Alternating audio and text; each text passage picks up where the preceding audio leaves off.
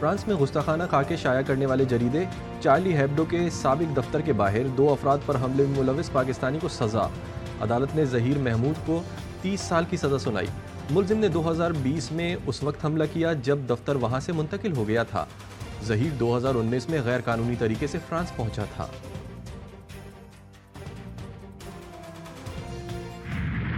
امریکی ریاست Los Angeles میں آگ کی تباہ کاریاں جاری، 28 زندگیوں کے چراغ گل، 14,000 سے زائد عمارتیں راکھ۔ شمالی پہاڑوں میں لگنے والی آگ پر کافی حد تک قابو پا لیا گیا۔ متاثرہ علاقوں میں ہوا کے تیز دباؤ میں بھی کمی۔ بدھ کو بھڑکنے والی نئی آگ نے کوسٹائک جھیل کے 41 اسکوائر کلومیٹر کا رقبہ جلا کر خاکستر کر دیا۔ 50,000 رہائشیوں کو گھر چھوڑنا پڑا۔ طوفان ایوین برطانیہ اور آئرلینڈ سے ٹکرا گیا۔ 114 میل فی گھنٹہ کی رفتار سے چلنے والی ہواؤں نے تباہی مچا دی۔ درخت اکھڑ گئے، چھتیں اڑ گئیں، سینکڑوں پروازیں منسوخ اور ٹرین سروس معطل۔ لاکھوں افراد بجلی سے محروم۔ سرخ وارننگ جاری، لوگوں کو گھروں میں ہی رہنے کی ہدایت، اسکول بند۔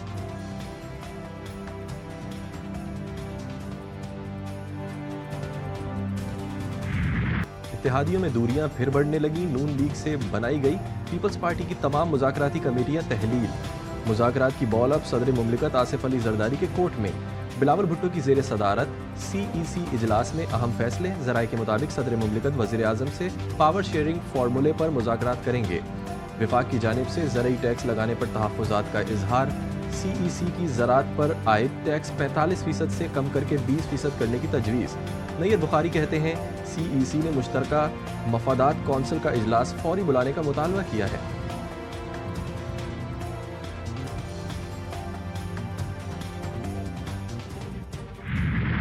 پارٹی کابینہ میں جاری ہے سر؟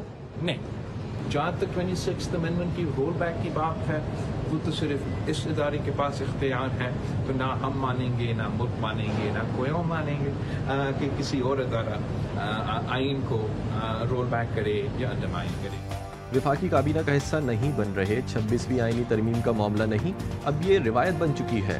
بلاول بھٹو زرداری کہتے ہیں 26ویں ترمیم کے رول بیک کا اختیار صرف پارلیمنٹ کو حاصل۔ کوئی اور ادارہ آئین کو رول بیک کرے، نہ ہم مانیں گے نہ کوئی اور۔ نیوکلیئر پروگرام پر سمجھوتا نہیں کریں گے۔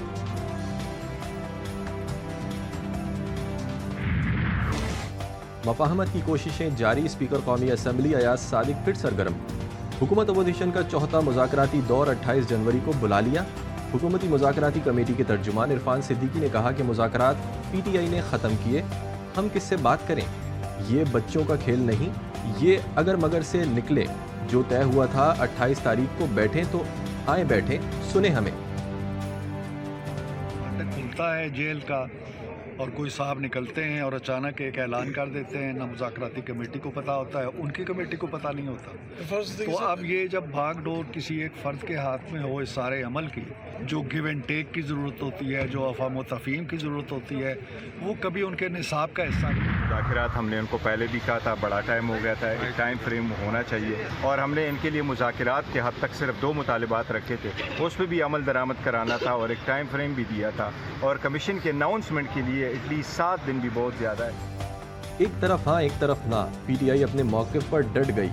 تحریک انصاف کا مذاکرات کرنے سے انکار۔ PTI چیئرمین بیرسٹر گوہر کہتے ہیں حکومت جوڈیشل کمیشن کا اعلان کرے، اب ہم کسی اور اجلاس میں نہیں جا رہے۔ عمر ایوب نے کہا ہم نے کہا تھا کہ مذاکرات کو سنجیدہ لیں، اس کا نقصان حکومت کو ہوگا۔ 26ویں ترمیم کے بعد عدلیہ کو کمزور کیا گیا۔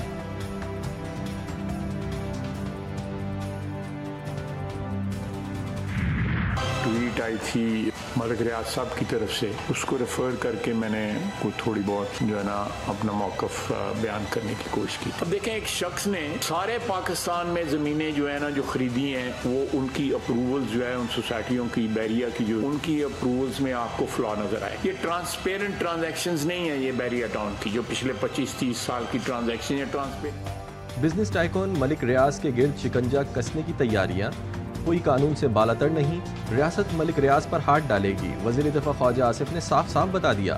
اسلام آباد میں پریس کانفرنس کرتے ہوئے ان کا کہنا تھا کہ اگر کوئی سمجھتا ہے کہ وہ قانون سے بالاتر ہے تو یہ اس کی بھول ہے۔ حکومتی سطح پر ان کو پاکستان واپس لانے پر بھی کام کیا جائے گا۔ ہمارا متحدہ عرب امارات کے ساتھ ملزمان کے تبادلے کا معاہدہ ہے۔